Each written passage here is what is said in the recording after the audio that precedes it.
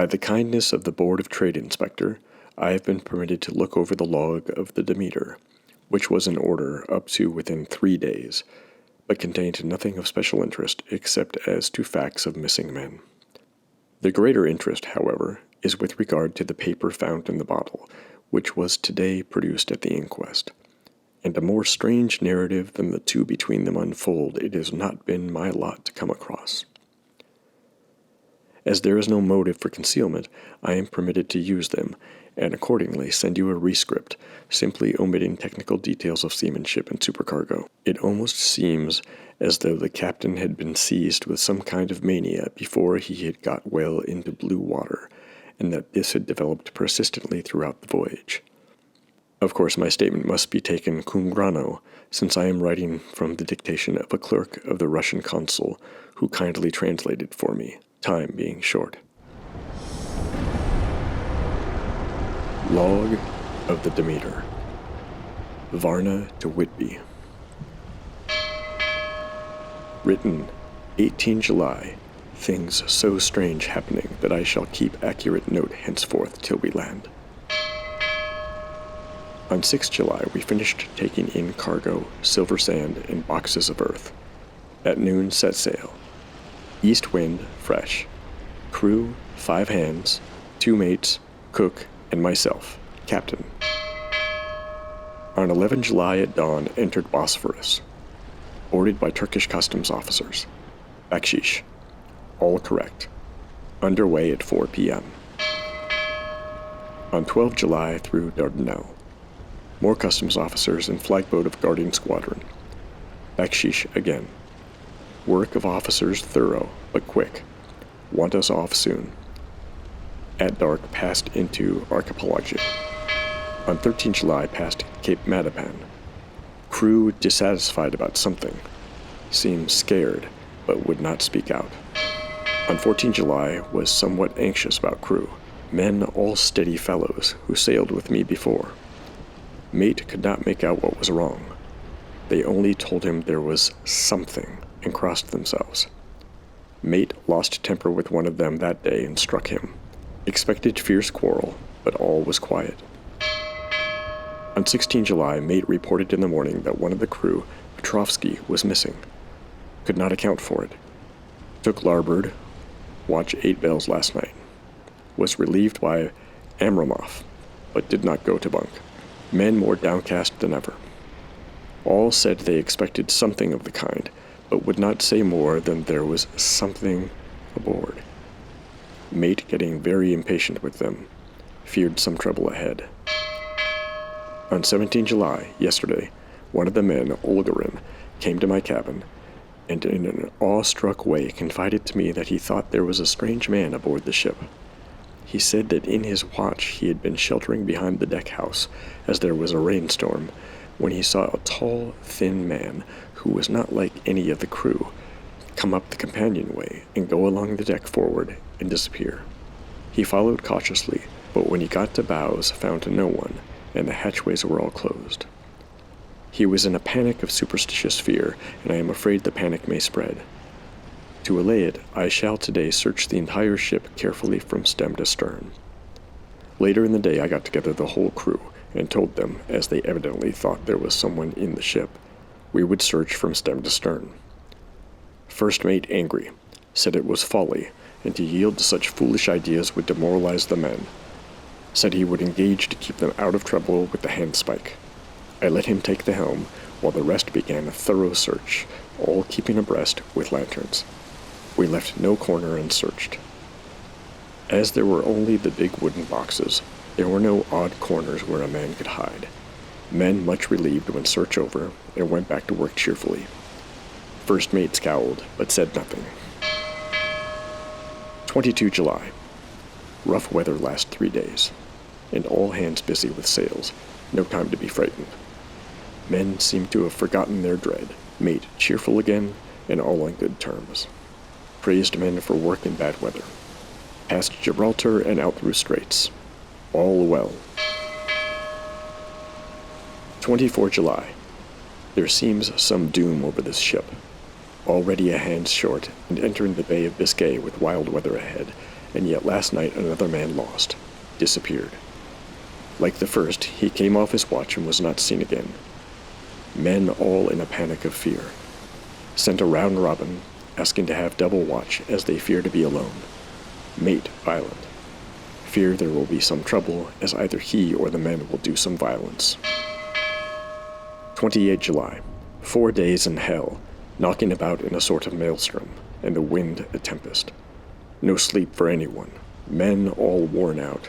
Hardly know how to set a watch, since no one fit to go on. Second mate volunteered to steer and watch and let men snatch a few hours' sleep. Wind abating. Seas still terrific, but feel them less, as ship is steadier. 29 July. Another tragedy. Had single watch tonight, as crew too tired to double. When morning watch came on deck, could find no one except steersman. Raised outcry, and all came on deck. Thorough search, but no one found. Are now without second mate, and crew in a panic. Mate and I agreed to go armed henceforth and wait for any sign of cause. 30 July. Last night. Rejoiced we are nearing England. Weather fine, all sails set. Retired, worn out. Slept soundly. Awakened by mate telling me that both man of watch and steersman missing. Only self and mate and 2 hands left to work ship. 1 August. 2 days of fog and not a sail sighted. Had hoped when in the English Channel to be able to signal for help or get in somewhere. Not having power to work sails, have to run before wind. Dare not lower as could not raise them again. We seem to be drifting to some terrible doom. Mate now more demoralized than either of men. His stronger nature seems to have worked inwardly against himself. Men are beyond fear, working stolidly and patiently, with minds made up to worst. They are Russian, he Romanian. 2 August, midnight. Woke up from few minutes' sleep by hearing a cry, seemingly outside my port. Could see nothing in fog. Rushed on deck and ran against mate. Tells me he heard cry and ran, but no sign of man on watch. One more gone. Lord, help us. Mate says we must be past Straits of Dover, as in a moment of fog lifting he saw North Foreland, just as he heard the man cry out. If so, we are now off in the North Sea, and only God can guide us in the fog, which seems to move with us. God seems to have deserted us. 3 August. At midnight I went to relieve the man at the wheel, but when I got to it found no one there. The wind was steady, and as we ran before it there was no yawing. I dared not leave it, so shouted for the mate. After a few seconds he rushed up on deck in his flannels. He looked wild-eyed and haggard, and I greatly fear his reason has given way. He came close to me and whispered hoarsely with his mouth to my ear, as though fearing the very air might hear. "It is here."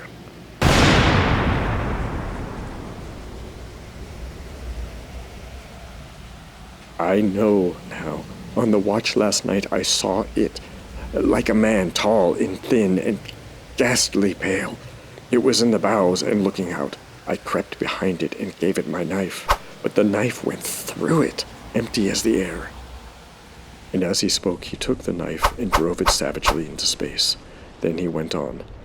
"But it is here, and I'll find it. It is in the hold, perhaps in one of those boxes. I'll unscrew them one by one and see. You work the helm." And with a warning look and his finger on his lip, he went below. There was springing up a choppy wind, and I could not leave the helm. I saw him come out on deck again with the tool chest and a lantern, and go down the forward hatchway. He is mad, stark, raving mad, and it's no use my trying to stop him. He can't hurt those big boxes, and they are invoiced as clay, and to pull them about is as harmless a thing as he can do. So here I stay and mind the helm and write these notes. I can only trust in God and wait till the fog clears. Then, if I can't steer to any harbor with the wind that is, I shall cut down sails and lie by and signal for help. It is nearly all over now, just as I was beginning to hope that the mate would come out calmer, for I heard him knocking away at something in the hold, and work is good for him. There came up the hatchway a sudden, startled scream, which made my blood run cold. and up on the deck he came as if shot from a gun, a raging madman, with his eyes rolling and his face convulsed with fear. "Save me! Save me!" he cried, and then looked round on the blanket of fog. His horror turned to despair, and in a steady voice he said, "You had better come to, Captain, before it is too late. He is there. I know the secret now. The sea will save me from him, and it is all that is left." Before I could say a word, or move forward to seize him, he sprang on the bulwark and deliberately threw himself into the sea. I suppose I know the secret too, now. It was this madman who had got rid of the men one by one, and now he has followed them himself. God help me. How am I to account for all these horrors when I get to port? When I get to port? Will that ever be? 4 August. Still fog, which the sunrise cannot pierce. I know there is sunrise because I am a sailor. Why else I know not. I dared not go below.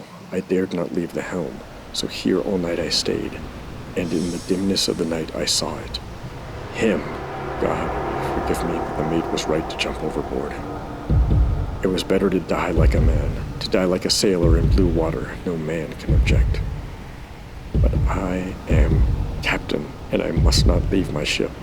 But I shall baffle this fiend or monster, for I shall tie my hands to the wheel when my strength begins to fail, and along with them I shall tie that which it, dare not touch. And then, come good wind or foul, I shall save my soul and my honor as a captain. I am growing weaker, and the night is coming on. If he can look me in the face again, I may not have time to act. If we are wrecked, mayhap this bottle may be found, and those who find it may understand. If not, well, then all men shall know that I have been true to my trust. God and the Blessed Virgin and the saints help a poor ignorant soul trying to do his duty. Of course, the verdict was an open one. There is no evidence to adduce, and whether or not the man himself committed the murders there is now none to say.